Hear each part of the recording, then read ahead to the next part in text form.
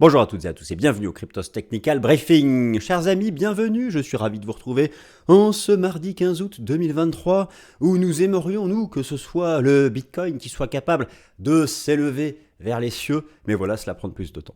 Cela prend du temps, chers amis, alors tout de suite, je rebondis sur ce que je vous ai dit la semaine dernière en disant que la volatilité allait exploser. Forcément, vous avez constaté comme moi que ce n'a pas été le cas, mais ça sera le cas. Plus que jamais, je vais vous le remontrer. La volatilité du cours du Bitcoin est toute proche de son plancher historique. À mesure que ce plancher approche, la probabilité d'une explosion, c'est ce qui est arrivé dans toute l'histoire du BTC, la probabilité d'une explosion de la vol augmente fortement, c'est tout proche. Est-ce que ce sera cette semaine, la semaine prochaine? Je n'en sais rien. Moi, je suis comme vous, j'attends sagement cette semaine décisive. Mais ce n'est pas le sujet de cette vidéo. Alors, les mauvaises nouvelles sont-elles des bonnes nouvelles pour le cours du Bitcoin? Bad news is good news. Je vous pose la question, bad news is good news or not? Écoutez, résurgence de la crise bancaire aux États-Unis. La Chine, qui subit les déboires de son secteur immobilier ravagé, autrefois leveragé au maximum. La moitié des promoteurs, j'en rajoute un peu pour le coup de la moitié, n'a même pas commencé à sortir les bâtiments de terre. Derrière, en face, des emprunteurs, eux qui ont un crédit, mais il n'y a rien qui sort de terre. Sans oublier les banques chinoises qui, elles, ont souscrit à des obligations de ces promoteurs immobiliers. Bref, la Banque centrale de Chine a abaissé à nouveau son taux directeur car l'économie chinoise est en difficulté. Alors oui, non, elle n'est pas encore en récession. Elle n'est pas en récession, mais certains secteurs, eux, le sont. La plupart des indicateurs économiques sont décevants et conséquence, là, pour ce qui nous intéresse, le yuan est en chute libre. Le yuan renminbi, le yuan offshore, même le dollar de Taïwan est en chute libre. En fait, concrètement, toutes les devises chinoises sont en chute. Bad news is good news or not. Il y a plein de débats fondamentaux actuellement. La fameuse seconde vague d'inflation US qui serait portée par le prix du pétrole, j'en ai dit un mot la semaine dernière. La probabilité d'une récession en Occident, les ravages des taux d'intérêt, la crise bancaire, le yuan qui chute. Les effets de ces fondamentaux peuvent être contradictoires. Prenons l'exemple du yuan. Le yuan, historiquement, ce qu'on observe, c'est lorsque le yuan chute, certains épargnants chinois cherchent à protéger leur épargne financière. Je parle des plus riches, ceux qui sont exposés à l'international,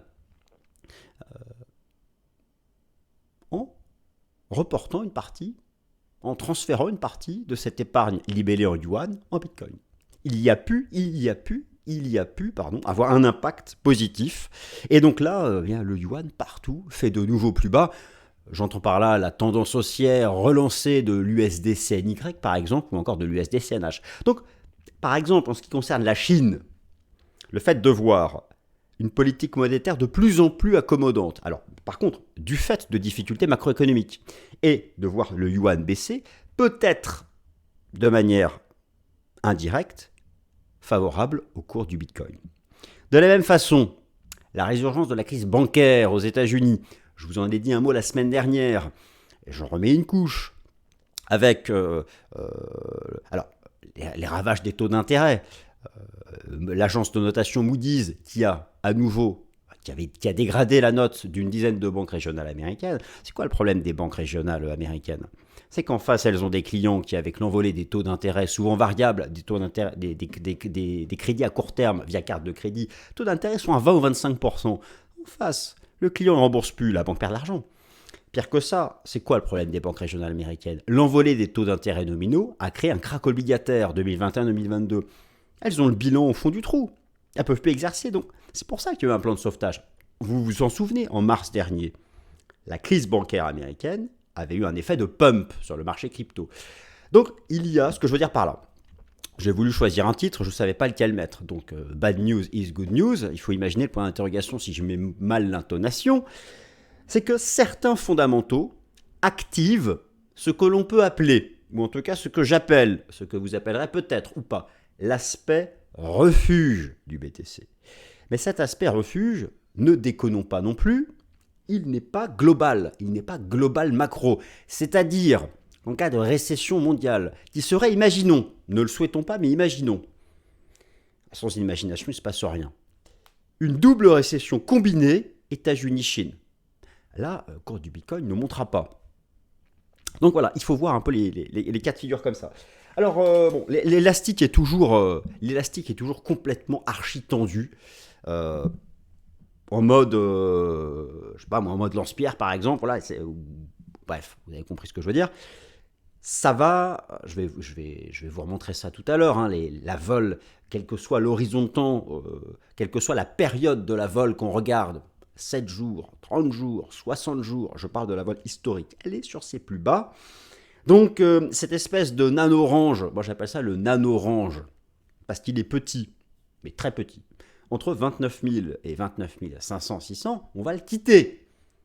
Ça, voilà, c'est ma prévision, c'est mon analyse, on va le quitter. Je la complète, ça va pump ou ça va dump. Voilà, ça monte ou ça baisse. Non mais, en tout cas, ce que montre l'analyse graphique appliquée aux courbes de vol, c'est que nous n'aurons plus longtemps à attendre. C'est tout ce que je veux dire. Alors, il y a plein de choses qu'on va voir ensemble. J'ai mon petit plan, donc, puis je vous mets quelques illustrations pour vous donner l'eau à la bouche.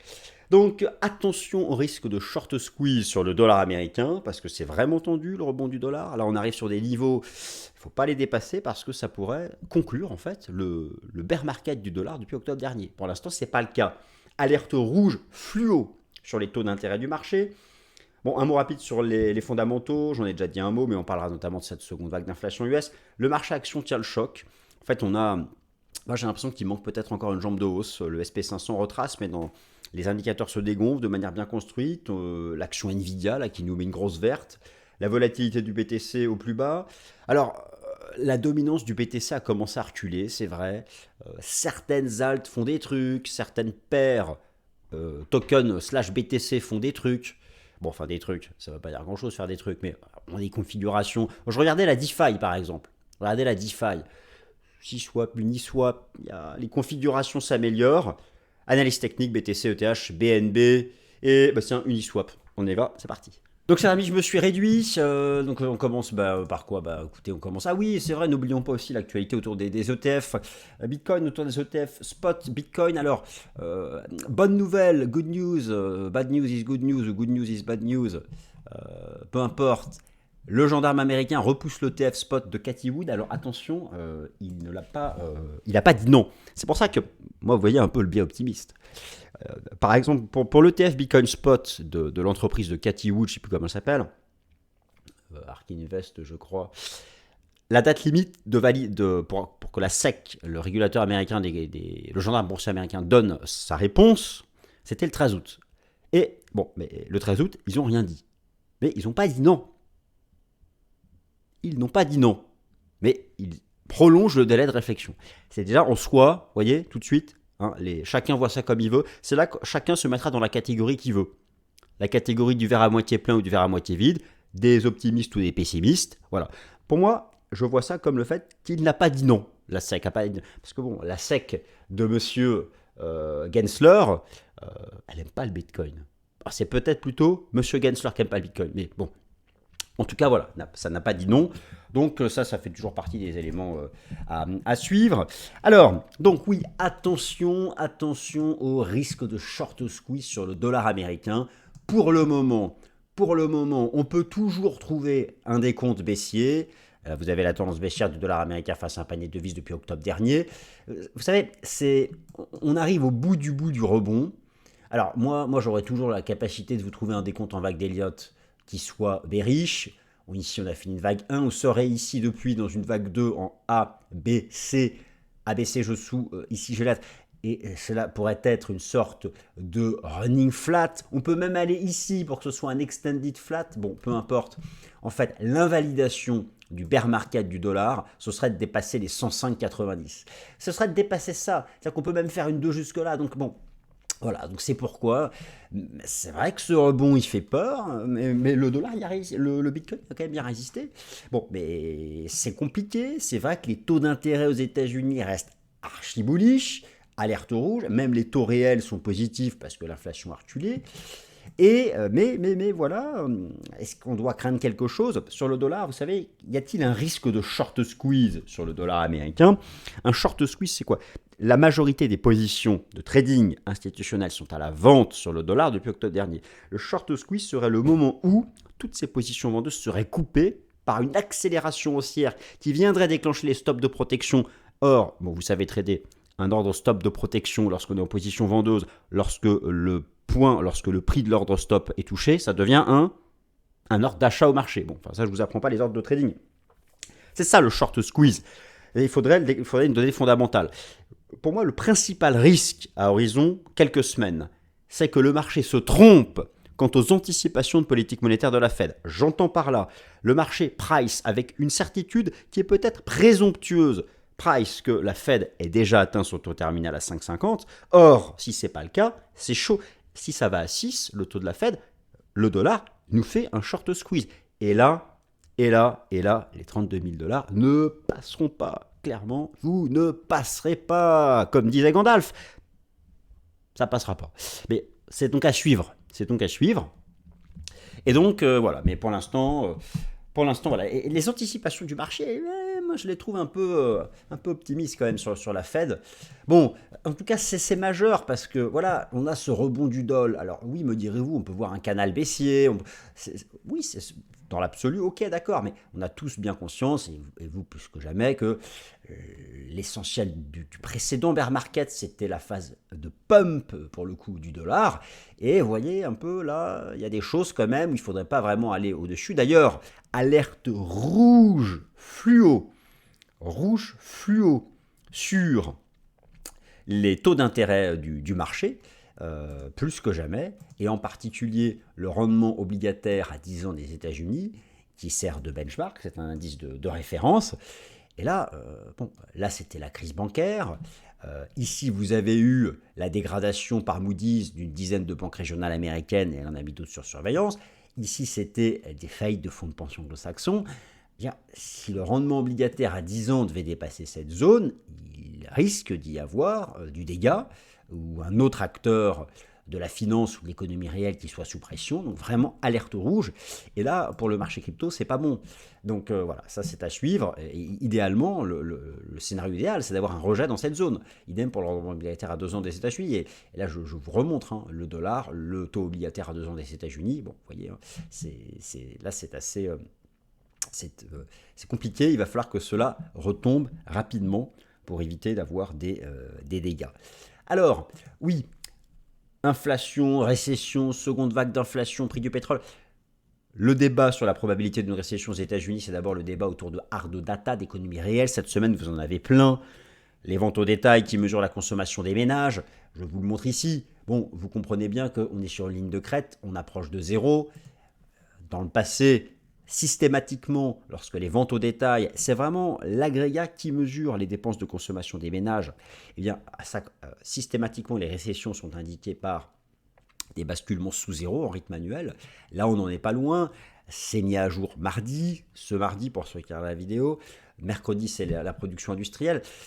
La seconde vague d'inflation US, tout ça, ça fait partie des éléments fondamentaux qu'il faut continuer de suivre. À un moment où je trouve le marché action globalement résilient.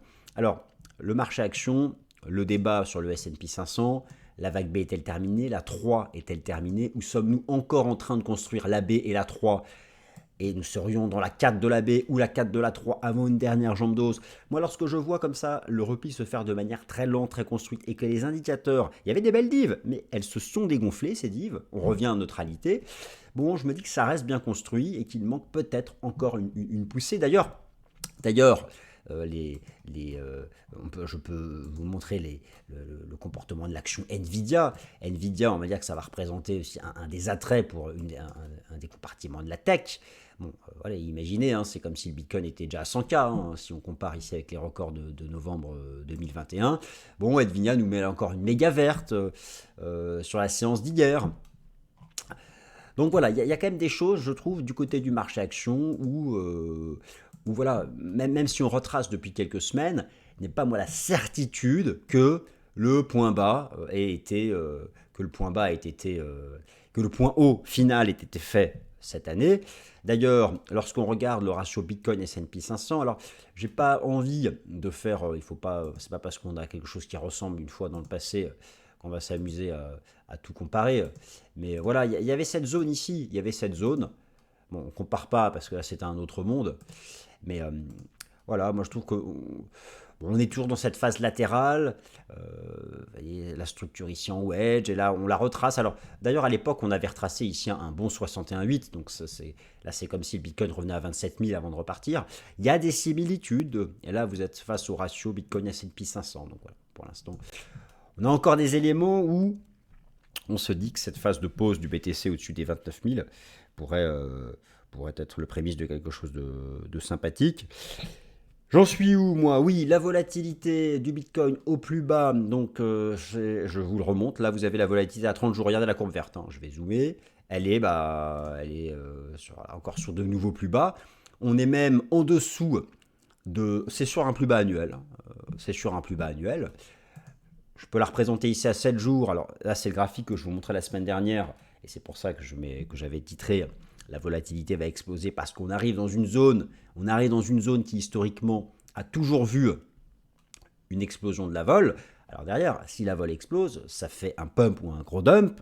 Ça n'indique pas mécaniquement, ça n'indique pas la direction que prendra les prix, mais ça indique qu'on va arrêter de se faire voilà, entre 29 et 29 500. Donc, est-ce que l'on va chercher jusqu'en bas? Possible, possible. Mais à partir du moment où on entre dans cette zone, à tout moment, ça peut exploser. Voilà, donc ça, c'est pour ça que je suis ça de près. Alors, la dominance du BTC, elle entame un recul. C'est une consolidation. On peut pratiquer l'analyse technique, par exemple, sur la courbe de la dominance du cours du Bitcoin. Moi, je pense qu'on fait une sorte de mouvement de retour en direction de ce canal. Si on y applique le système Ishimoku, même pourquoi pas revenir à la Kijun, il y avait des divs, le momentum se replie. Au final, il se passe peut-être des choses. Voilà, c'est qu'en fait, certaines altes semblent vouloir tenter quelque chose. Certaines altes, alors c'est pas énorme, mais je prends par exemple la capitalisation boursière totale crypto depuis le début de l'année, auquel j'applique le système Ishimoku. Moi, ce que j'avais observé à plusieurs reprises, c'est qu'à chaque fois que le prix dépasse la Kijun-sen, dans un sens ou dans l'autre, d'ailleurs, ça déclenchait des accélérations. Ici, c'était le pump de janvier. Là, c'était le décrochage du 3 mars. Et puis, on l'a repris le 12 mars. Et ici, le décrochage. Et puis, on l'a repris. Et puis là, on tente quelque chose. Mais alors, la différence, c'est qu'on est dans le nuage. C'est neutre. Mais voilà, il y a quand même quelque chose que le marché essaye de tenter. Même si, bon, globalement, tout est flat pour le moment. Alors, la résilience du Bitcoin, où en est-on? Écoutez, moi, ça, je vous remonte les hypothèses possibles. Alors, le cas de figure archi-bearish, c'est celui-ci, hein, d'accord? Le 5-3-5, ok, très bien. Pour aller à 12K, celui-là, on l'a compris, on le connaît. Il est activé par un double top sous 32 et casser les 25. Maintenant, dans les cas de figure bullish, moi, il y a toujours une hésitation, il y a plusieurs hypothèses. Soit la vague 1 ici, entre 15 et 25, entre 15 et 30, donc et là tout le monde est d'accord pour mettre la vague 1 ici. Le débat se joue sur la vague numéro 2, encore une fois dans le cadre du décompte bullish. Soit elle est terminée ici, et nous sommes avec l'impulsion de juin autour des ETF Bitcoin Spot partis dans une 3, nous aurions fait la 1 de la 3, là nous serions dans la 2 de la 3, et on se préparait donc à avoir la 3 de la 3. Très bien, la cible théorique, je vais prendre ici les extensions de Fibo. Attendez, je vais même le prendre, on va le prendre directement ici sur le BTC. Si jamais c'était le cas, je vais enlever, parce que là on ne comprend vraiment plus rien, je vais enlever, hop, Ishimoku, hop, voilà, boum boum. Voilà, donc là nous serions dans la 2 de la 3, mais imaginons la 3 de la 3. Voilà. Alors, en partant du principe que le retracement s'arrête ici, hein. En partant du principe que le retracement s'arrête ici. Voilà, la 3 de la 3 donnerait comme target les 40 000. Bon, ça, c'est très bien. Maintenant, est-ce qu'elle est terminée, cette vague? Pour le moment, le marché s'est retracé 38,2, il pourrait retracer 61,8, c'est juste ici. Il y a une autre hypothèse qui consiste à dire que la vague 2 n'est pas terminée, que nous serions toujours en train de la construire, et qu'elle prendrait la forme hyper classique d'un flat régulier, en ABC, et dans ces cas-là, on peut revenir à 24,8, 25 avant d'attaquer la grande 3. Ça, c'est un débat qui n'est pas, c'est un débat qui n'est pas tranché. C'est un débat qui n'est pas tranché. Donc à suivre. Bon, dans tous les cas, les niveaux n'ont pas changé, ce sont les mêmes que la semaine dernière. Donc là-dessus, je ne vous apprends rien. Euh, voilà. Moi, je trouve quand même qu'il y a une résilience, malgré les taux, malgré le dollar, le fait qu'on s'accroche à cette zone, qui est le 38,2 de retracement. Moi, je trouve ça quand même intéressant. Après, on s'est mis en neutralité partout. Même le contrat futur ici en données journalières est en train de rentrer dans le nuage.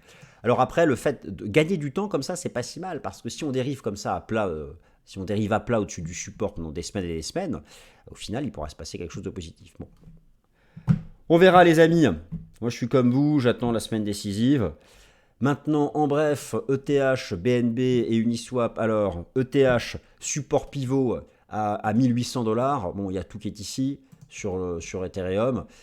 La ligne de tendance, très bien, 1 2 points, j'existe, 3 points. La moyenne mobile à 200 jours qui est ici. La SSB du système Ishimoku, voilà, c'est le point de bascule, 1800, 1830. Et là, le marché est complètement flat. Sur ce support, sur le Binance Coin, l'effrayant scénario du bear flag que tout le monde craint, l'effrayant scénario du bear flag sur le Binance Coin. Depuis ici, ce décrochage. Et là, une petite phase latérale. On se dit, si on sort par le bas, aller chercher les 184, sachant qu'ici il y a un maximum de stop, mais on est posé sur la moyenne mobile à 200 semaines, et c'est peut-être le scénario que tout le monde attend. En tout cas, voilà, on est au même point depuis quelques semaines. Le marché s'expose à un scénario de bear flag tant qu'il ne dépasse pas de résistance, et la résistance à dépasser pour annihiler ce scénario, ce serait de dépasser les 255 $, vous avez bien compris que c'est toujours pas le cas. Alors maintenant, oui, je regardais du côté de la DeFi, SushiSwap, qui est pour le coup qui a retracé 100%, qui est revenu en bas, qui tente quelque chose. Alors bon, Sushi, décidément, et Uniswap, voilà, est-ce que la DeFi retrouverait-elle des couleurs, le comeback avec la crise bancaire? Bon, on va pas faire ce raccourci, mais voilà, peut-être le rebond technique. En journalier, on a redépassé le nuage, ça fait longtemps qu'on était en dessous, on est repassé au-dessus. Bon, ok. Alors maintenant, justement, Uniswap, le marché s'est stabilisé aussi. On est collé au nuage hebdo, on est soutenu par la Kijun. On a envie d'y croire tant qu'on tient les 5,60. Entrer à l'intérieur serait une bonne chose. En journalier, on a une dynamique positive. On pourrait même voir ici une sorte de Golden Cross. Bon, pourquoi pas y croire tant qu'on est au-dessus des 5,70. Enfin voilà, il y a un momentum que je pourrais qualifier de plus en plus positif à court terme sur certains jetons de la DeFi. Et c'est pas non plus folichon, donc n'exagérons rien. Et voilà, chers amis, je n'ai plus rien à dire. Voilà, donc attendons, bad news is good news, je vous laisse vous faire votre propre opinion. En tout cas, soyez certains que l'élastique est archi tendu et que là, la vol, elle va nous faire quelque chose. Enfin, je veux dire, alors, en tout cas, surveillez ce graphique de la vol à 7 jours que je vous ai montré. Et au pire du pire, on ira chercher tout en bas. Et là, boum, il y aura une explosion de la vol. Merci à toutes et à tous, et à la semaine prochaine. Salut.